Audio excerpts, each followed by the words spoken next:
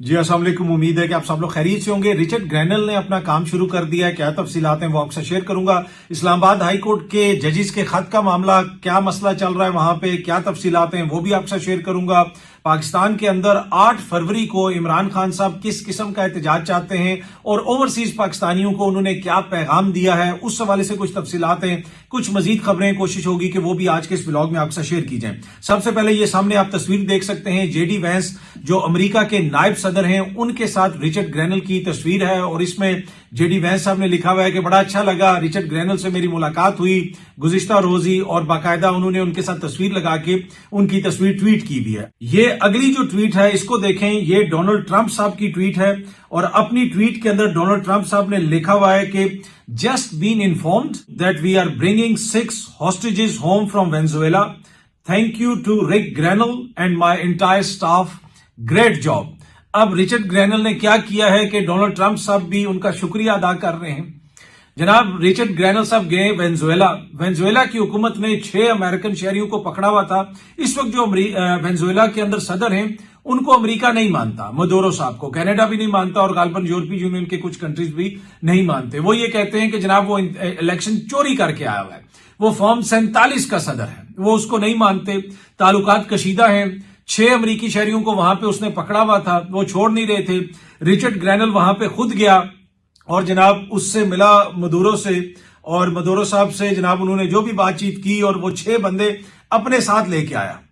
अब ये वही रिचर्ड ग्रैनल हैं जिनके हवाले से हमारे टीवी पे दानिश्वर बैठ के कहते थे कि जनाब ये टोकन अपॉइंटमेंट है, इसकी तो कोई इंपॉर्टेंस ही नहीं, ये तो पैसे लेके खुदा ना खास्ता कोई ट्वीट करता है। और इस किस्म की इंतहाई भोंडे किस्म की बातें की गई, भोंडे किस्म के इल्जामात लगाए गए, यहां तक आ गया कि उसने अपना ट्विटर अकाउंट किसी और को दिया हुआ है। इससे आप इनकी सतही सोच का अंदाजा लगाएं और इस सारी ये जो पेशरफ्त हुई है इससे आप अंदाजा लगाएं कि रिचर्ड ग्रैनल ट्रंप की नजर में कितना इंपॉर्टेंट है और उसका किरदार कितना इंपॉर्टेंट है। जो मदुरो हैं उन्होंने कहा कि वेनेजुएला के जो शहरियों को आप डिपोर्ट कर रहे हैं अमेरिका से, हम उनको एक्सेप्ट नहीं करेंगे, और बड़े कशीदा ताल्लुकात हैं। और रिचर्ड ग्रैनल फिर वहां पे गया, ट्रंप के नुमाइंदे के तौर पे गया। जो ट्रंप का नुमाइंदा होता है वो ऐसे जाता है, ऐसे काम करता है, वो आके कोई वो जेंट्री साहब की तरह जो आके उसके पास इतना टाइम नहीं होता कि वो इंटरव्यूज भी दे। रिचर्ड ग्रैनल ने वैसे मुझे नहीं लगता कि कोई वेनेजुएला में इंटरव्यूज दिए होंगे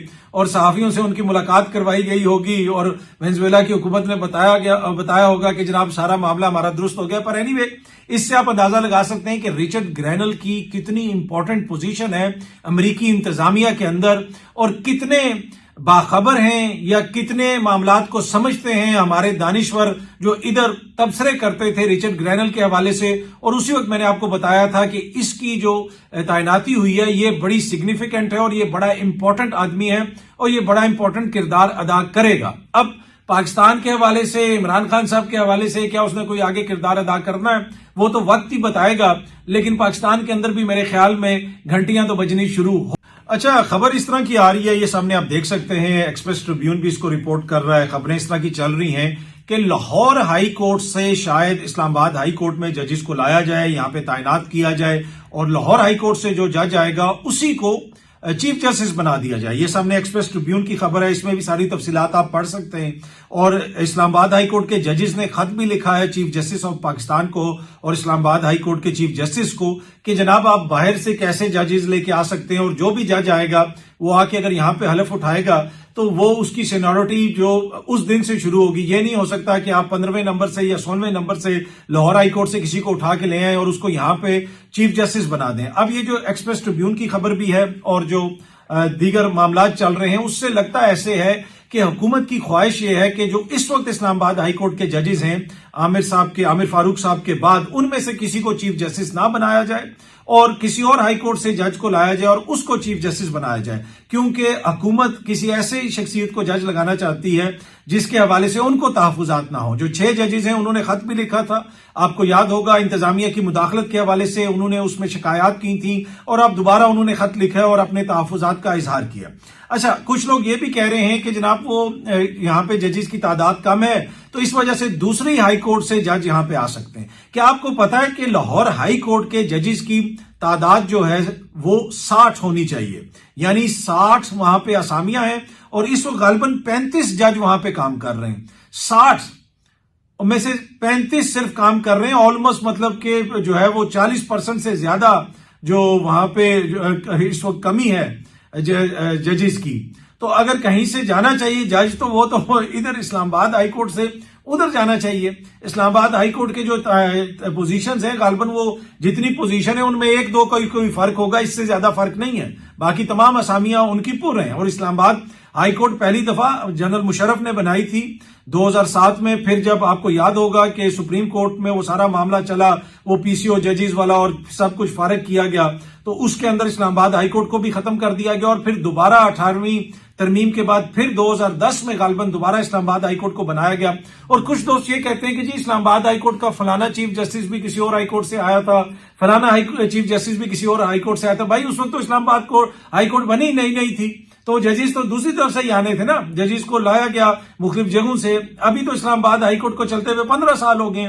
یہاں پہ جج ہیں جو اتنے عرصے سے اتنے سالوں سے یہاں پہ پریکٹس کر رہے ہیں, تو کیا وجہ ہے کہ حکومت کہیں اور سے جج لانا چاہتی ہے؟ تو اس کے اوپر پھر یہ تاثر جاتا ہے کہ انتظامیہ حکومت کسی ایسے شخصیت کو لانا چاہتی ہے جس سے ان کو مطلب کہ کسی قسم کا کوئی چیلنج نہ ہو, اور مطلب ایک طرح سے وہ ہم خیال جج لانا چاہتے ہیں. اب یہ بات ہو رہی ہے, یہ ڈسکشن ہو رہی ہے, پر جو بھی جج آئے گا اس نے تو آئین اور قانون کے مطابق فیصلے کرنے ہیں, لیکن یہ ایک ڈسکشن تو شروع ہو گئی ہے, اور اس ڈسکشن میں اہم کردار یہ جو موزز جج صاحبان ہیں ان کے لیٹر نے ڈالا ہے, اور اس میں انہوں نے بہت سارے تحفظات کا اظہار کیا. اب دیکھتے ہیں کہ حکومت کیا کرتی ہے. آج جو جوڈیشل کمیشن کا اجلاس بلایا گیا تھا اس میں بھی پشاور ہائی کورٹ کے اندر مزید جج صاحبان کی تعیناتی وہاں پہ ہو گئی ہے. جج صاحبان کو تعینات کیا, غالباً 10 کے قریب وہاں پہ ایڈیشنل جج صاحبان کو تعینات کیا گیا ہے. پشاور ہائی کورٹ کے اندر یہ سامنے آپ خبر بھی دیکھ سکتے ہیں, پشاور ہائی کورٹ کے لیے 10 ایڈیشنل ججز کی منظوری دے دی گئی ہے. پہلے یہ تعداد غالباً جو بتایا گیا تھا کہ شاید وہ 8 یا 9 بتائی جا رہی تھی, لیکن اب جو خبر آ رہی ہے اس میں یہ بتایا گیا کہ 10 ایڈیشنل جو ججز ہیں ان کی تعیناتی کی منظوری دے دی گئی ہے. پر آپ دیکھتے ہیں یہ اسلام آباد ہائی کورٹ میں کیا ہوتا ہے, کیا کوئی باہر سے جج صاحب آئیں گے اور ان کو چیف جسٹس بنایا جائے گا, کیونکہ جو اسلام آباد ہائی کورٹ کے موجودہ چیف جسٹس ہیں ان کے حوالے سے کہا جا رہا ہے کہ اب ان کو شاید سپریم کورٹ جائیں وہ, کیونکہ وہ سینئر جج ہیں اور وہ کافی عرصے سے اسلام آباد ہائی کورٹ میں پریکٹس کر رہے ہیں, اور اب جب بھی سپریم کورٹ میں اسامیاں پر کی جائیں گی تو ان کا نام بھی آئے گا. تو اس وجہ سے حکومت کی خواہش یہ ہے کہ ان کے جانے کے بعد ایک ایسے جج کو یہاں پہ لایا جائے جو ہمارے لیے زیادہ مطلب چیلنج نہ کھڑا کرے. جو موجودہ جج صاحبان ہیں وہ کس قسم کے تحفظات کا اظہار کر رہے ہیں, مطلب مختلف چیزوں کے حوالے سے جو مختلف کیسز ہیں اس میں زیادہ مجھے تفصیل میں جانے کی ضرورت نہیں, لیکن یہ جو آرگیومنٹ ہے کہ کیونکہ یہاں پہ اسامیاں خالی ہیں اس وجہ سے وہاں سے لایا جا رہا ہے. بھائی وہاں پہ تو 2 درجن سے زیادہ اسامیاں خالی لاہور ہائی کورٹ میں. اگر کسی ہائی کورٹ میں اس وقت جج بھیجنے چاہیے کسی اور ہائی کورٹ سے تو وہ تو لاہور ہائی کورٹ میں بھیجنے چاہیے, کیونکہ وہاں پہ تو 2 درجن سے زیادہ اسامیاں خالی ہیں. اچھا, ایک اور جو چیز میں آپ سے شیئر کرنا چاہتا ہوں, یہ بھی بڑی امپورٹنٹ چیز ہے ختیجہ شاہ صاحبہ کے حوالے سے. پاکستان تحریک انصاف کے بہت سارے کارکن ہیں جو ابھی بھی جیلوں میں ہیں, بہت سارے کارکن ہیں وہ جیلوں سے رہا ہوتے ہیں اور ان کو بڑی مشکلات کا سامنا ہوتا ہے. کسی کا روزگار ختم ہو گیا, کسی کی جاب چلی گئی, کسی کے قرضہ چڑھ گیا, وکیلوں کی فیسیں, یہ وہ آلدو کے جماعت جو آئی ایل ایف ہے وہ اس میں ان کو لک آفٹر کرتی ہے, وکلا ساری وہ مفت مقدمے لڑتے ہیں ان کے کارکنوں کے, لیکن اس کے باوجود بڑی ہارڈ شپس کا سامنا کرنا پڑتا ہے ان فیملیز کو جن کے لوگ مہینوں سے جیلوں کے اندر ہیں یا پھر جو رہا ہو کے اب آئے ہیں اور ان کے پاس روزگار نہیں ہے. اس میں جو ایک شخصیت بڑا امپورٹنٹ کردار ادا کر رہی ہے, ویسے تو پوری جماعت ہی کر رہی ہوگی, لیکن ایک شخصیت جو سٹینڈ آؤٹ کرتی ہے وہ ہے ختیجہ شاہ صاحبہ. انہوں نے جس طریقے سے بغیر کسی کو بتائے ہوئے, بغیر کسی وہ تشہیر کے, نہ میڈیا کو پتہ چلتا ہے نہ کچھ, وہ ان کارکنوں سے ملتی بھی ہیں. کسی کو کوئی رکشہ لے کے دیا جاتا ہے, کسی کو کوئی دکان کھول کے دی جاتی ہے, کسی کے لیے کوئی اور انتظام کیا جاتا ہے, کسی کی مالی مدد کی جاتی ہے. تو جیسے ختیجہ شاہ صاحبہ گراؤنڈ کے اوپر کام کر رہی ہیں, میرے خیال میں وہ بڑا انپریسیڈنٹڈ اور بڑا زبردست کام ہے. ایک پڑھی لکھی خاتون ہے اور ان کو کسی چیز کی کمی نہیں ہے. وہ ان کے پاس بیرون ملک کی نیشنلٹی بھی ہے اور وہ بھی انہوں نے واپس کی کیونکہ وہ چاہتی ہیں کہ پاکستان کی سیاست کے اندر وہ اپنا کردار ادا کریں. ختیجہ شاہ دنیا کے کسی بھی ملک میں جا کے ایک آسودہ जिंदगी गुजार सकती है। लेकिन उसके बावजूद उसने जेलें भी काटी, और जेलें काटने के बाद जो होता है ना अच्छा इंसान, उसकी एक चीज होती है कि वो जब किसी एक्सपीरियंस से गुजरता है तो वो उससे सीखता है। यहां पे कहा जाता है कि जी फलाना साहब भी जेल गए थे, फलाने साहब भी जेल गए थे, फलाने हुक्मरान भी जेल गए थे। क्या उसके बाद उन्होंने कोई चीजों को बेहतर किया, निजाम अदल को बेहतर किया, जेलों को बेहतर किया? क्या जेलों में जाने वाले लोगों के दर्द को महसूस किया, या अपना ही रोना रोते रहे कि हम लुट गए, हम मर गए? लेकिन जो बंदा दूसरों का दर्द रखता हो, जब वो कुछ एक्सपीरियंस करता है तो वो फिर उसकी कोशिश होती है कि दूसरों को तकलीफ ना पहुंचे। तो इसी वजह से उन्होंने जेलों के हालात देखे, मुल्क भर की जेलों में उनको कैद रखा गया। तो अब उनको पता है कि उन फैमिलीज के ऊपर क्या गुजर रही होगी जिनके प्यारे जेलों में हैं या जेलों से छुट के आते हैं, उनको किस किस्म के मसाइल का सामना होता है। तो इसमें ये खदीजा शाह साहिबा उनकी बड़ी मदद कर रही हैं और एक बड़ा अच्छा काम कर रही हैं। तो मैंने मुख्तलिफ जगहों पे ये चीजें देखी, मुख्तलिफ जगहों से इस तरह की चीजें जो रिपोर्ट हो रही थी, ऑल्दो कि मीडिया में तो रिपोर्ट नहीं होती, लेकिन मैंने सोचा कि ये जरूरी है कि मैं आपसे शेयर करूं। और जो दीगर भी हमारे हुक्मरान हैं जो माजी में कहते हैं कि जी हमें जेल में स्त्री वाली ये चीज नहीं मिलती थी, स्त्री वाली वो चीज नहीं मिलती थी, अब वो जेलों में कैद लोगों के लिए क्या कर रहे हैं? क्या उनके रवैयों में कोई तब्दीली आई है? क्या उन्होंने अपनी उस ऑर्डील से कुछ सीखा है? ये एक बड़ा क्वेश्चन है। अच्छा जी, इमरान खान साहब ने आज मुलाकात की सलमान अकरम राजा साहब से, और उनको इमरान खान साहब ने कहा कि बाहर जाके आप सबको बताएं कि जितनी भी सहाफती तंजीमें हैं, मजदूर तंजीमें हैं, किसान तंजीमें हैं, हम उनके साथ खड़े हैं, आप हमारे साथ खड़े हों, हम आपके हकूक की जंग लड़ रहे हैं। पीका कानून के हवाले से भी उन्होंने ये कहा। अब सहाफती तंजीमें भी इसके ऊपर काफी ज्यादा तनकीद कर रही हैं, पीका का जो कानून लाया गया। लेकिन ये जो पीका का कानून है, ये तो नहीं है ना कि वन फाइन मॉर्निंग हम उठे, पाकिस्तान में जमहूरियत बेहतरीन चल रही थी, मीडिया बेहतरीन चल रहा था, सब कुछ बेहतरीन चल रहा था, और अचानक पीका का कानून आ गया। ये तसलसल है, ये तसलसल है, और इसमें सब ने अपना हिस्सा डाला है, इसमें मीडिया ने भी अपना हिस्सा डाला है। हमने चीजों को यहाँ पे नॉर्मलाइज किया, यहाँ पे चीजों के ठट्ठे लिए, हर किसी ने अपना किरदार अदा किया। जब सुप्रीम कोर्ट के फैसलों को नहीं माना जाता, जब इंसानी हकूक की खिलाफ वर्जियां होती हैं, जब दीगर मामलात होते हैं, जिस तरीके से आईनी तरमीम की जाती है, जिस तरीके से यहाँ पे क्वेश्चन उठता है इलेक्शन के ऊपर, लेकिन उसके बावजूद यहाँ पे सब कुछ नॉर्मल चलता रहता है, तो चीजें फिर ये नहीं है कि सिर्फ एक शोबा मुतासिर होगा। जब जमहूरियत मुतासिर होती है, जब आइन और कानून को रोंदा जाता है, जब उसमें मुश्किलात आती हैं, तो फिर हर शोबा उससे मुतासिर होता है। हर शोबा, कोई भी सेक्टर जो है वो उससे मुतासिर हुए बगैर नहीं रह सकता, चाहे वो इकोनॉमी हो, चाहे वो इंसाफ और अदल का महकमा हो, चाहे वो सियासत हो, चाहे वो मीडिया हो। तो ये तसलसल है PDM 1 की हुकूमत का, जहां से इन्होंने मामलात शुरू किए थे, आज हम यहां पे आ गए हैं। अब सहाफती तंजीमें भी इसके ऊपर एहतजाज कर रही हैं, और बिल्कुल हक बजानिब हैं वो एहतजाज करने के लिए। लेकिन 1 साल से ज्यादा अरसा हो गया इस मुल्क में एक्स बंद है, उसके ऊपर हमने कितना एहतजाज किया? क्या मिनिस्टर्स का बाइकआउट किया गया? क्या उनकी प्रेस कॉन्फ्रेंसेस का बाइकआउट किया गया? क्या उनके ऊपर पाबंदियां लगाई गई कि वो प्रेस क्लब में नहीं आ सकते?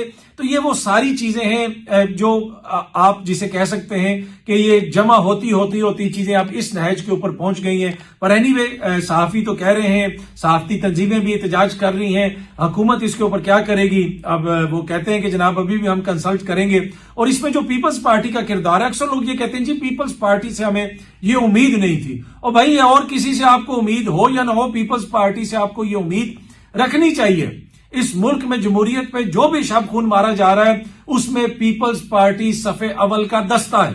वो आसिफ जरदारी साहब जी, यहाँ पे साफी भी कहते हैं, और हमें उम्मीद नहीं थी कि जी आसिफ जरदारी साहब दस्तखत कर देंगे इस कानून पे। भाई, आसिफ जरदारी साहब तो उस पार्लियामेंट से सदर मुंतखिब हुए हैं जो पार्लियामेंट मुकम्मल नहीं है। आसिफ जरदारी साहब तो उस सेनेट से सदर मुंतखिब हुए हैं जो सेनेट मुकम्मल नहीं है। आसिफ जरदारी साहब ने तो उनको वजीर आजम बनाया जिनके हवाले से कहा जाता है कि उनके फॉर्म 47 के मसाइल हैं। और ये मैं नहीं कहता, ये आप नहीं कहते, या कोई और सहाफी नहीं कहता, ये आसिफ जरदारी का अपना फर्जंद कहता है जलसे के अंदर कि हम फॉर्म 47 वाले नहीं हैं। तो इनको भी पता ये फॉर्म 47 वाले हैं। तो फॉर्म 47 के वालों से वोट लेके जो शख्सियत सदर बनी है, आपका ख्याल है कि जी वो आइन और जमहूरियत और कानून के लिए खड़ी हो जाएगी और उसके आगे दीवार बन जाएगी? मतलब अब रोटी को हम चोची तो नहीं कहते ना। तो वो पाकिस्तान पीपल्स पार्टी किसी जमाने में इंसानी हकूक के हवाले से जानी जाती थी, वो एक लिबरल जमात थी, माइनॉरिटीज के राइट्स के हवाले से जानी जाती थी, उसके ऊपर आवाज उठाते थे। लेकिन इस वक्त अगर कोई स्टेटस को का सिंबल है, कोई स्टेटस को की जमात है, اس نظام کو جسے آپ کہتے ہیں مضبوط کرنے والی کوئی جماعت ہے تو وہ صرف اور صرف پاکستان پیپلز پارٹی ہے. اور یہ آصف زرداری سب پہ بھاری. اصل میں آصف زرداری جو ہے وہ پاکستان کے آئین پہ بھاری ہے, پاکستان کی جمہوریت پہ بھاری ہے, پاکستان کے جو صحافی ہیں ان کے حقوق پہ بھاری ہے, آزادی رائے پہ بھاری ہے, فریڈم آف ایکسپریشن پہ بھاری ہے, جمہوری روایات پہ بھاری ہے, پاکستان کے جو عوام ہیں ان کے انسانی حقوق پہ بھاری ہے. آصف زرداری ہم سب پہ بھاری ہے اور وہ کس طریقے سے بھاری ثابت ہو رہا ہے وہ پوری دنیا دیکھ رہی ہے. پر اینی جو میں عرض کر رہا تھا کہ عمران خان صاحب نے کہا ہے کہ جناب سارے لوگ ہمارا ساتھ دیں, ہم آپ کے ساتھ کھڑے ہیں. 8 فروری کو سوابی میں بڑا جلسہ ہوگا, پرامن جلسہ ہوگا, اور جو لوگ سوابی کے جلسے میں نہیں آ سکتے وہ اپنے اپنے علاقے میں پرامن جلسہ کریں, پرامن طریقے سے آئین اور قانون کے اندر رہتے ہوئے مظاہرہ کرنا ہے, جو کچھ بھی کرنا ہے آئین اور قانون کے اندر رہتے ہوئے کریں. سلمان اکرم راجہ صاحب نے باقاعدہ اس حوالے سے ویڈیو پیغام جاری کیا ہے. جو جنید اکبر صاحب نے بات کی ہے وہ بھی بڑی امپورٹنٹ ہے. پی ٹی آئی کی جو پچھلی قیادت تھی اس کا اداروں سے رابطہ تھا, وہ اداروں سے رابطے میں تھی. اب لانگ مارچ میں کسی سے بات نہیں ہوگی. جنید اکبر صاحب نے کہا کہ اب جب ہم احتجاج کریں گے جو کچھ بھی کریں گے یہ نہیں ہے کہ ہم علی امین کی طرح غائب ہو جائیں گے. علی امین صاحب کے رابطے تھے ہر طرف سے اور وہ پھر کوئی ڈیل کر کے آتے تھے اور ڈیل کر کے چلے جاتے تھے, یہ الزام علی امین صاحب پہ لگتا ہے. لیکن جنید اکبر صاحب جو ہیں وہ تھوڑی سی ڈیفرنٹ طبیعت کے ہیں اور جو بھی احتجاج وغیرہ ہونا ہے اس کے حوالے سے وہ فنڈنگ وغیرہ بھی کر رہے ہیں. عوام سے بھی انہوں نے اپیل کی ہے اور خان صاحب نے ایک اور اپیل بھی کی ہے. ایک تو جو اندرون ملک پاکستانی ہیں ان سے کہا ہے کہ 8 فروری کو آپ نے احتجاج کرنا ہے, پرامن احتجاج کرنا ہے. دوسرا اوورسیز پاکستانیوں کو ونس اگین, یہ سلمان اکرم راجہ صاحب کی ویڈیو کا میں نے اسکرین شاٹ بھی لگایا, اس ویڈیو کے اندر انہوں نے دوبارہ اپیل کی ہے کہ اوورسیز پاکستانی جو ہے وہ ترسیلات زر پاکستان بھیجنا بند کر دیں اور وہ بھی اپنا کردار ادا کریں. اب دیکھتے ہیں جناب کہ کس کی بات مانتے ہیں اوورسیز پاکستانی, کیونکہ حکومت وقت تو یہ کہہ رہی ہے کہ باہر سے جو ترسیلات زر آ رہی ہیں اس میں اضافہ ہو گیا ہے. تو ابھی اگلے ایک آدھے مہینے کے اندر مزید جو فگرز آئیں گی تو پتہ چل جائے گا کہ کس کی بات مانی گئی ہے اور کون زیادہ پاپولر ہے اور کون کم پاپولر ہے. یہ بحث بھی چلتی رہتی ہے. پر اینی وے یہ ہے جناب پلاننگ عمران خان صاحب کی 8 فروری کے حوالے سے, اور انہوں نے کہا کہ ملک بھر میں احتجاج کیا جائے. اور جنید اکبر صاحب کہہ رہے ہیں کہ اب ہم جو بھی احتجاج کریں گے وہ پہلے جیسا نہیں ہوگا, وہ ہمارے کسی سے اس طرح رابطے نہیں ہوں گے اور یہ نہیں ہوگا کہ کسی کے کہنے کے اوپر جو ہے ہم اپنا احتجاج ختم کر دیں گے. باقی عمران خان صاحب نے خیبر پختونخوا میں جو کرپشن کی شکایتیں آ رہی تھی اس حوالے سے بھی شدید تحفظات کا اظہار کیا ہے. اور ادھر جو اینٹی کرپشن کے سربراہ ہیں بریگیڈیئر مصدق عباسی صاحب کو بھی عمران خان صاحب نے بلایا تھا اور ان سے غالباً ملاقات نہیں ہو سکی, لیکن انہوں نے ان کو ہدایات دی ہیں کہ آپ نے وہاں پہ جو بھی کرپشن ہو رہی ہے یا مبینہ کرپشن ہو رہی ہے کسی کو نہیں چھوڑنا. کوئی وزیر ہے, کوئی میری جماعت کا بندہ ہے, کسی جماعت کا بندہ ہے, جس کے خلاف بھی شکایت آتی ہے آپ نے اس کے خلاف ایکشن لینا ہے. آخر میں ایک چھوٹی سی خبر, آپ کو پتا ہے کہ وہ جینٹری صاحب آئے تھے امریکہ سے, وہ سرمایہ کاری کرنے, بڑی سرمایہ کاری کی ہے اور اس کا پہلا جو نتیجہ ہے وہ پٹرول اور ڈیزل کی قیمت میں اضافے کی صورت میں نکل آیا ہے. یہ حتمی اور سرکاری نتیجہ ہے. وہ جو ان کی انویسٹمنٹ تھی وہ ابھی تک غیر حتمی غیر سرکاری ہے, اس کی ہم ابھی تک اس کا ہم انتظار کر رہے ہیں, لیکن حتمی اور سرکاری نتیجہ پٹرول کی قیمتوں میں اضافے کے ساتھ عوام کو جو تحفہ ملنا تھا وہ مل گیا. بہت جلدی آپ سب دوستوں سے دوبارہ ملاقات ہوگی. Thank you very much.